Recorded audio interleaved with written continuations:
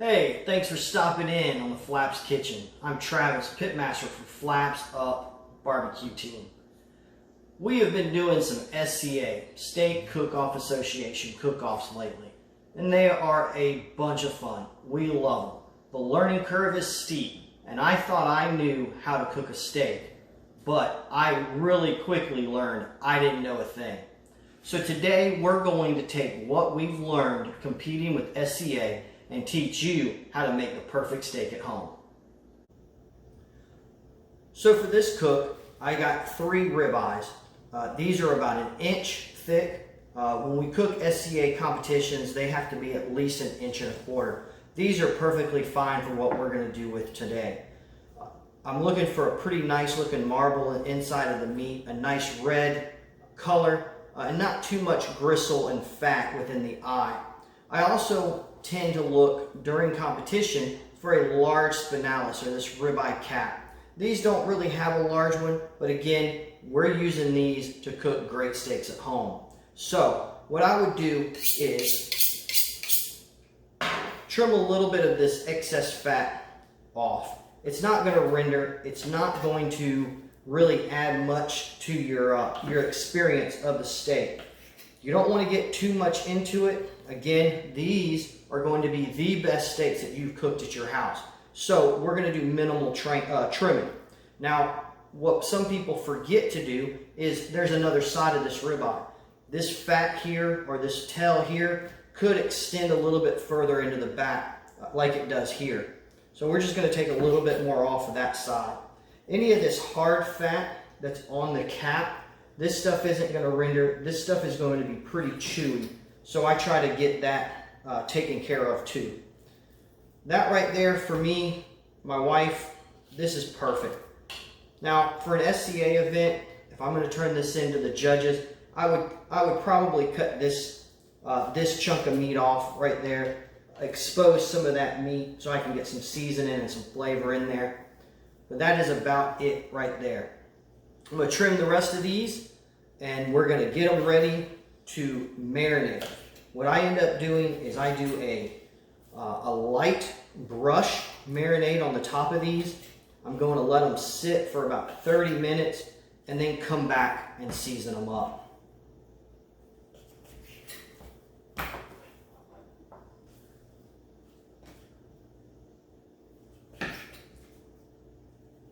Again, I'm just looking for any of that unsightly fat, the fat that it's not going to make the steak look any prettier and it's not going to add any flavor. I'm going to take this tail off here. That right there had a little bit of meat on the other side, but that's just not really going to render and not going to give me a good steak.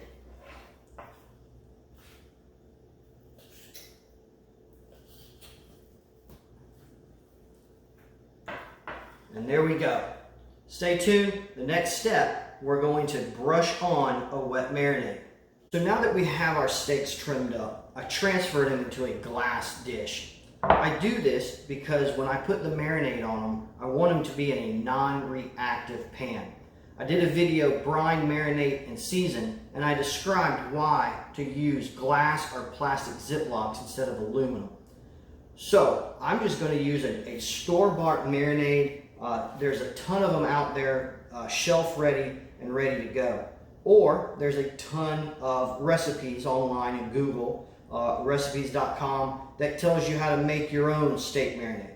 All I'm doing here is I'm brushing. I don't want these things to sit and get too much moisture soaked in with this flavor. All I want to do is make a nice coat for my seasoning base to go down. Another thing that you may have noticed is 2 of these I've taken and tied together. I do this so they keep their shape. They're a little bit easier, they cook a little bit more evenly because you compound everything. It stays the shape that you tie it in. The only key and the only thing to watch out for is don't over tighten it. If you over tighten it, when the meat starts to cook, it's going to swell and it's going to leave a little ring around the edge, or the string's going to pop off. Lightly tie each one of them. I do this by taking the string, doubling it over, tying a little knot on each side. One of these were a little unevenly cut. I wasn't able to tie it So this is going to be the one that I'm going to flavor differently. So next step, let these sit for about 30 minutes. I'm going to take them out of the fridge and season them up. Been marinating for about 15 minutes. I went ahead in the glass pan and I seasoned one side. I took them out and now I'm putting them back into this aluminum pan. In the other video, brining, marinating, and seasoning, I described that I don't like setting the steaks or anything that you're seasoning back flat into the pan because the juice starts to puddle up underneath it and it'll wash the seasoning away from one side. What I did, I put just these little skewers at the bottom of this pan. All my other stuff is packed up, ready for an SCA event this weekend. This is my practice cook, so I didn't want to go to the trailer and get it all out. All I did was cut a little bit, about an inch off of these skewers. I laid about 10, 12 of them in the bottom, and that gives me about 1/4 of an inch of space so that doesn't puddle as much underneath and it won't wash that seasoning off. So to season, one thing that I really learned from the SCA, I would do salt, pepper, garlic. I would season them up, put them in the refrigerator, and let them go. One thing that I've learned in competing is to layer the flavors. So we're gonna come with our all-purpose griller seasoning, and notice, so I don't cross-contaminate, I'm holding the bottle with a napkin so my bottle doesn't get all nasty. I'm gonna come over with a semi-medium to heavy coat of this, which is a good salt, pepper, all-purpose rub. It's got some really great flavors in it.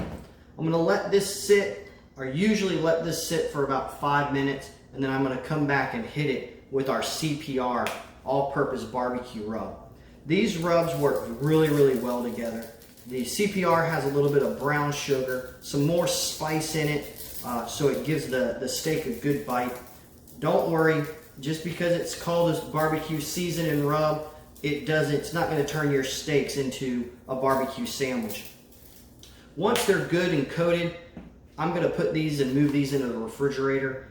Up to an hour, I will let them sit and sweat it in the refrigerator, bring some of that juiciness out, and it'll turn a really bright red. I love the color of that CPR on steaks, and I love the flavor. So, you notice, wait a minute, where's the other steak? Well, just because I'm practicing for the SCA doesn't mean I don't want a good steak. That is a different flavor profile.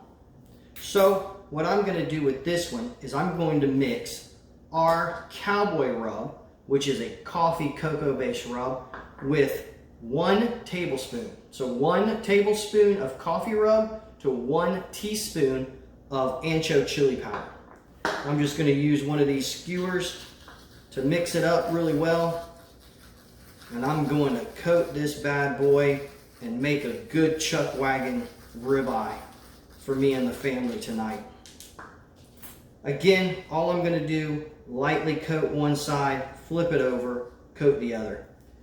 One of the big mistakes that a lot of people do when they're seasoning their steak is they rub it. All that's going to do is clump your seasoning into one place. It's going to push it from where you want it to be all into a corner. The only thing I do is I pat it. Just like that. Nice coat, nice coloring. I'm not going to use this again, so don't worry. I'm not going to cross-contaminate. This is getting thrown away right after this bad boy seasoned. Usually if I'm doing more or if I'm making up a rub, you can buy any type of Tupperware or plastic container and store your seasonings for 2-3 months without them going bad. So that is all with that one. This one is going to be a change of pace from eating SCA style steaks to getting an ancho chili with coffee rub on that bad boy.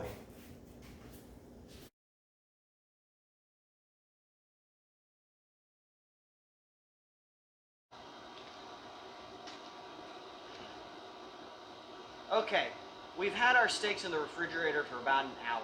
I went ahead and I pulled the ribeye that we had marinating in the Cowboy Ancho Rub. I did that because I'm going to put it and reverse sear it on our RT340 by RECTEC. I have it set to about 250 with a hopper full of pecan pellets. I'm just going to place this steak in here. I'm going to let it go for about 30 minutes and I'm going to check the temp. I want it to be about 120, 125 degrees before we pull it off, and then we're going to put it on our steak cooker to get really nice grill marks and finish her up.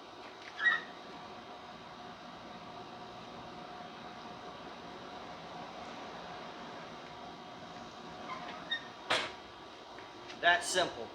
We'll see in about 30 minutes.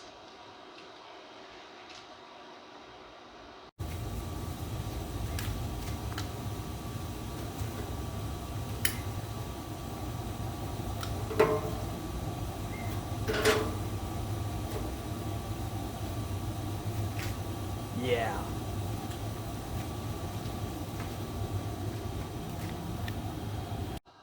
So I just temped the steak that I put in the RECTEC, and it's about 115.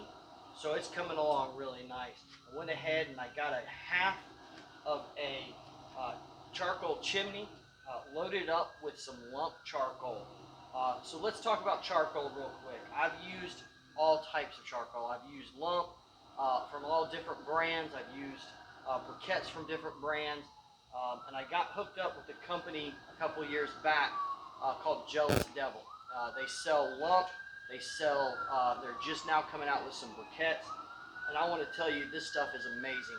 This is the only stuff that I trust with my competition cooks. I put half a thing of lump in here, and it's already running about 650 to 700 degrees. I'm going to dump it out. I'm going to put the grill back on there, and then put the grill grates back on. Once I get the grill grates back on, I'll clean them up real nice, get some of that old food, the old gristle off of it, spray it off with some oil, let it get up to temp again. I'm going to run this cook between 500 to about 545 is the points that I want to reach. It may get a little hot, it may get a little cool. We'll just deal with that by opening the vents or closing them if we need to. So I'm fixing to dump this out. Kick the tires, light the fire.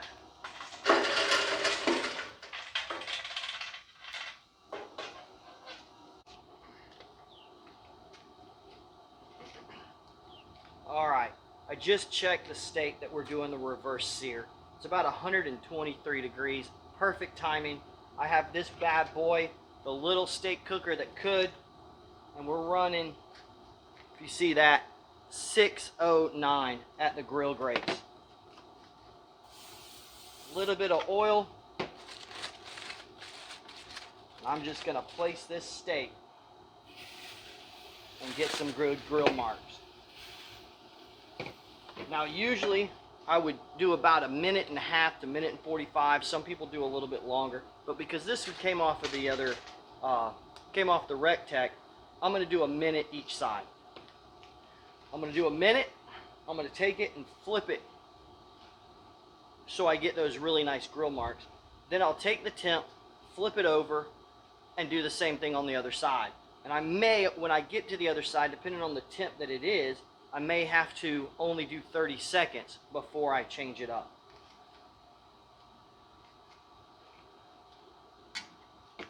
I always like to keep knowing where the hot spots are.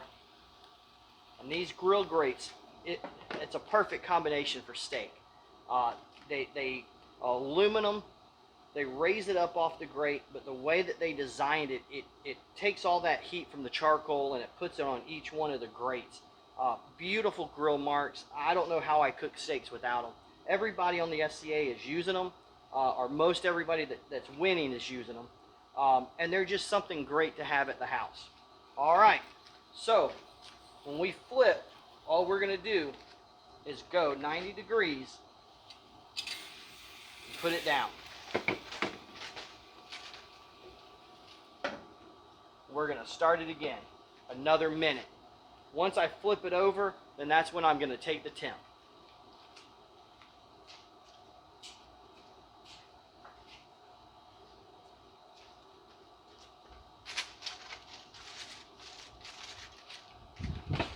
Another big thing in the SCA or any kind of cooking, and even the backyard stuff, you need to get you a nice handheld thermometer. This is by Inkbird. You just pull it out. It's an auto read. It's super quick. You can get a good temp reading within a few seconds. This right here has saved me a lot of time with getting the perfect steak every time. So it's almost time to flip. About 13 seconds, we're going to flip it completely over and get the grill marks on the other side. Temp it and see how long we're going to leave it. It may already be at the 135, 140-ish mark, and if it's that, I'm just going to go ahead and pull it.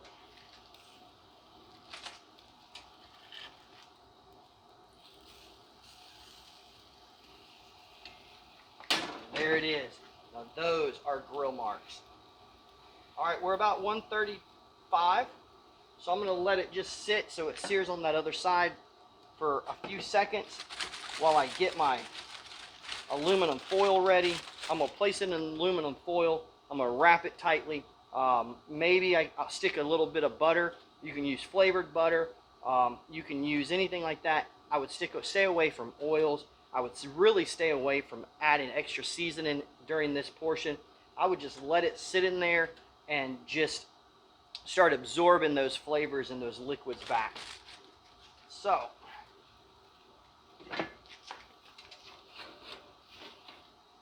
there she is. Reverse seared ribeye. Those grill marks, you can't beat it. I can't wait to taste what this one is like. This is the Cowboy Ancho chili powder. It's going to be fantastic. Now, I'm going to close this up. I'm going to let it get back up to temp, and we're going to do some practice competition steaks.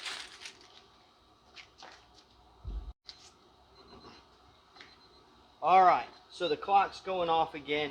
We already put our competition steak.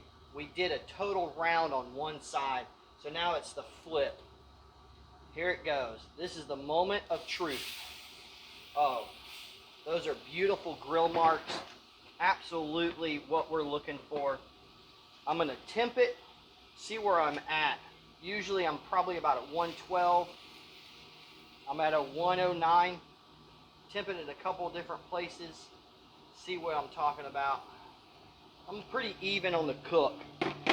Before I flipped it, I went ahead and I made sure I cleaned the grates, and that's a very important part of this. Clean the grates every time you flip it. Spray a little bit more oil on it, and it keeps the cook really nice and even, and it keeps it from the steak picking up little char mark that's still left on the grates. I'm going to leave it up right here. I've started the clock already.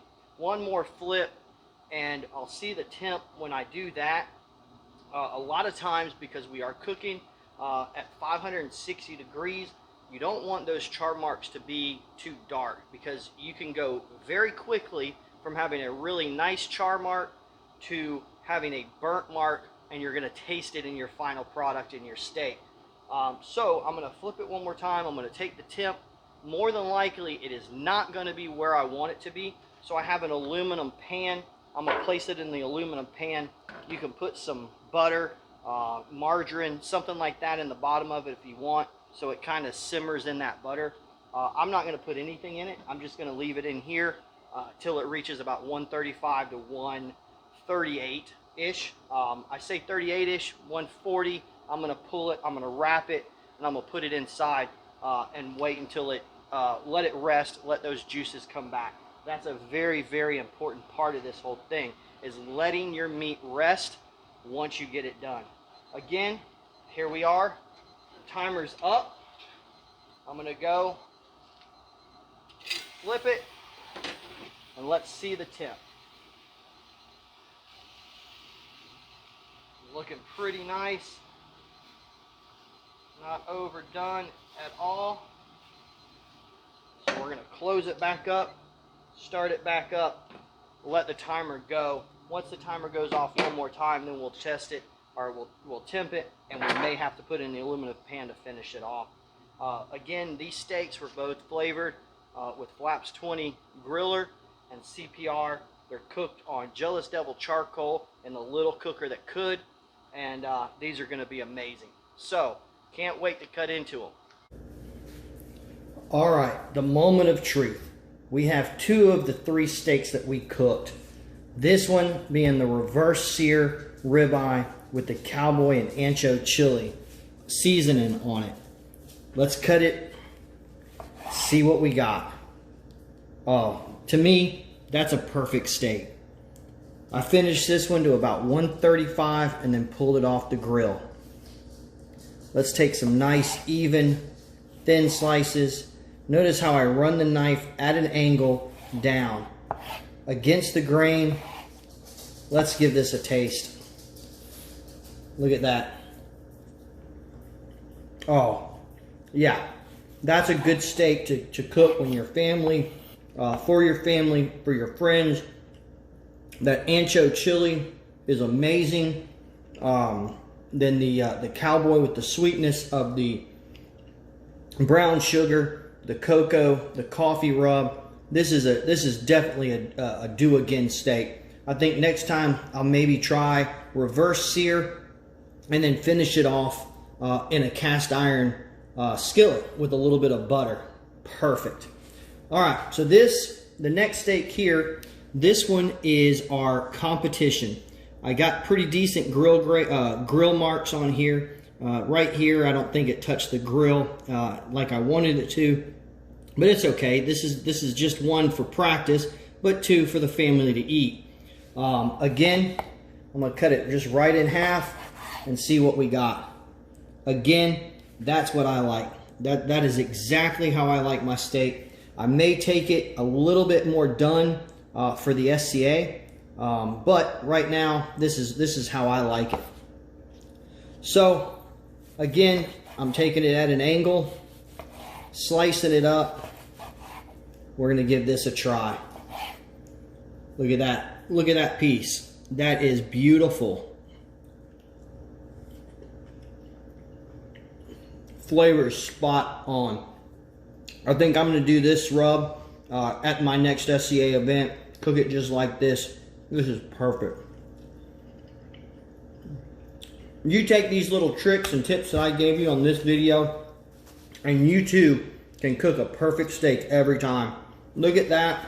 Look at the grill marks. It's pleasant to look at. It's really good to eat. Both of these, phenomenal. So please, if you like this video, like it, share it, comment below on any questions you have, and do me a favor and subscribe so you can watch more videos just like this. That is some good eating right there. So hey, kick the tire, light the fire. It is barbecue time.